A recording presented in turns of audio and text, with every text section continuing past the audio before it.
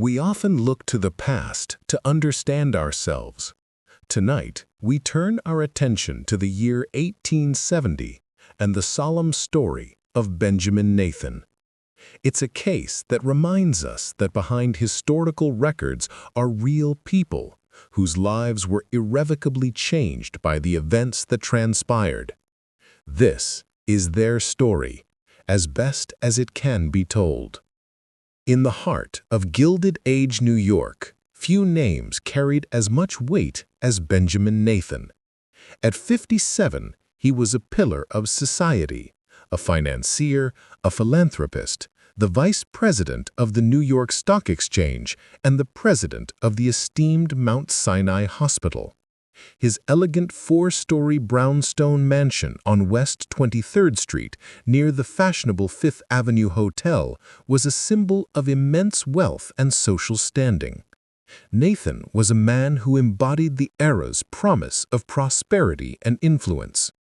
Yet within the opulent walls of his family home, a private world of domestic tensions existed, one that was about to be violently exposed, leaving a stain on the city's history that remains to this day. On the night of Thursday, July 28, 1870, the Nathan mansion settled into its usual quiet rhythm. Benjamin Nathan, a devout man, had spent the evening at home observing a religious fast. Also present in the grand residence were his wife, Emily, and two of their adult sons, Frederick and Washington. While Frederick was considered the steady and reliable son, Washington, known as Wash, had a far more troubled reputation. He was known throughout the city for his dissolute lifestyle, a man plagued by gambling debts and a penchant for scandalous affairs. This stark contrast between the sons was a known point of contention within the family. As the household retired for the night, with several servants sleeping in their quarters, there was no indication that the morning would bring anything but the dawn of another ordinary day for one of New York's most prominent families. The tranquility of the morning was shattered around 6 a.m. on Friday, July 29th. According to their own accounts, Frederick and Washington Nathan rose early and, upon finding the front vestibule in slight disarray, proceeded upstairs. They went to their father's second-floor bedroom to rouse him for their daily walk. There they were met with a scene of unimaginable horror. Benjamin Nathan lay on the floor beside his bed in a pool of blood. He had been brutally bludgeoned to death, his head bearing the marks of at least a dozen savage blows. The room was in a state of chaos, with papers scattered and a small safe standing open. A blood-stained iron bar, a heavy tool later identified as a ship's dog, lay near the body.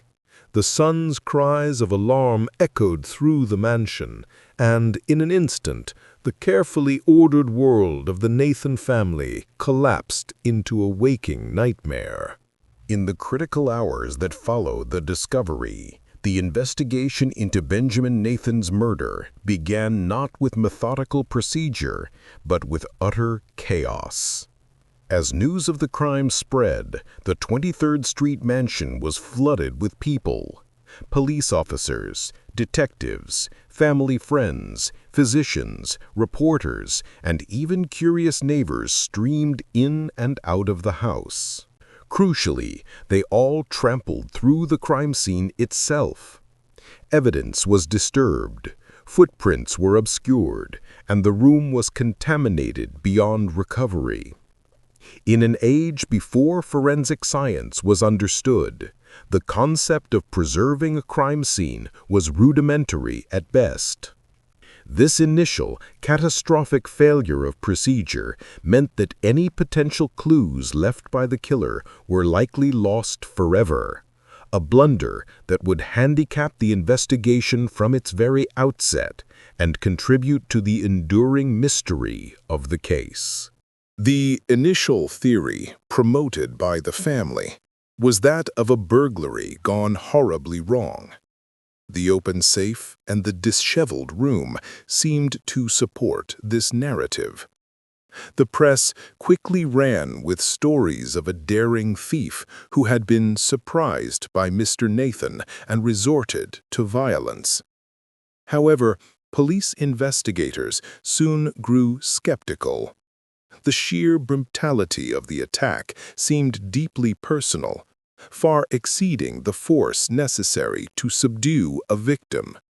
Furthermore, many valuable items, including a gold watch on the bedside table, had been left untouched. The murder weapon, the heavy iron bar, was not a typical burglar's tool. It was a crude, powerful instrument of destruction. As detectives looked closer, the convenient story of a random robbery began to crumble, and a more disturbing possibility started to take shape: that the killer was not a stranger at all. With the burglary theory seeming less and less plausible, suspicion began to turn inward, falling upon those who were inside the locked mansion that fateful night. The police reasoned that there were no signs of a forced entry, suggesting the killer either had a key or was let in by someone. This chilling logic placed the entire household under a cloud of suspicion, from the servants to the family members themselves. The focus of the investigation narrowed dramatically, shifting from a faceless intruder to the people who slept under the same roof as the victim. The central question changed from how a killer got in to who among them had the motive and the opportunity to commit such a heinous act against their own patriarch. In the search for a motive, no one attracted more attention than Benjamin Nathan's own son, Washington. His reputation as the family's black sheep was well known. He was a man who moved in circles far removed from his father's respectable world, frequenting gambling dens and accumulating massive debts. He had a secret, scandalous affair and was known to be in constant, desperate need of money. His relationship with his stern, devout father was notoriously strained, and he stood to inherit a significant portion of the Nathan fortune. To the police and the public, Washington Nathan embodied the perfect suspect: a profligate son with a weak character, a difficult relationship with the victim, and a powerful financial motive. He had the opportunity, and in the eyes of many, he had every reason to want his father gone. The coroner's inquest into the death of Benjamin Nathan quickly devolved into a public spectacle, fueled by sensationalist reporting from New York's fiercely competitive newspapers. Held in the Nathan's own dining room, the proceedings put the entire family on trial in the court of public opinion. Washington Nathan was the star witness, and he crumbled under the intense scrutiny. His testimony was evasive and contradictory. He appeared nervous and agitated on the stand, unable to provide a clear account of his actions. The press mercilessly dissected his character, portraying him as an immoral and deceitful figure. The inquest became less about finding the truth of the murder and more about publicly shaming a man whose lifestyle so offended Victorian sensibilities. For weeks, the city was captivated by the drama, with most concluding that Washington was undoubtedly guilty. Despite the overwhelming public conviction that Washington Nathan was the killer, the official inquest ended without a conclusive answer. After hearing weeks of testimony filled with inconsistencies, family secrets, and character assassinations, the coroner's jury delivered a frustratingly open verdict. They concluded that Benjamin Nathan had been murdered by a person or persons unknown. There was simply not enough concrete, physical evidence to formally charge Washington or anyone else with the crime. The entire case against him was circumstantial, built on his character, his motive, and his suspicious demeanor. In the eyes of the law, this was not enough for an indictment. The investigation had reached a dead end, leaving one of New York's most shocking murders officially unsolved. No one was ever brought to justice for the murder of Benjamin Nathan. The case grew cold, becoming one of New York's most enduring and debated unsolved mysteries. For the Nathan family, the resolution never came. Their name, once a symbol of success, was now forever linked to a brutal, unsolved patricide. Washington Nathan, though never convicted in a court of law, was convicted in the court of public opinion. He was ostracized from society and lived the rest of his life under a permanent shadow of suspicion, a ghost haunting the city's gilded corridors. The case remains a stark reminder of how personal failings, a compromised crime scene, and a sensationalist press can create a narrative so powerful it eclipses the law, leaving behind only unanswered questions and a legacy of tragedy.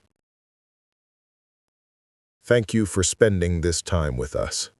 Reflecting on these past events is a way of remembering the individuals involved and the impact their stories had on their communities. If you have any thoughts on today's case, we invite you to share them respectfully in the comments below. We hope you will join us again for our next true crime case.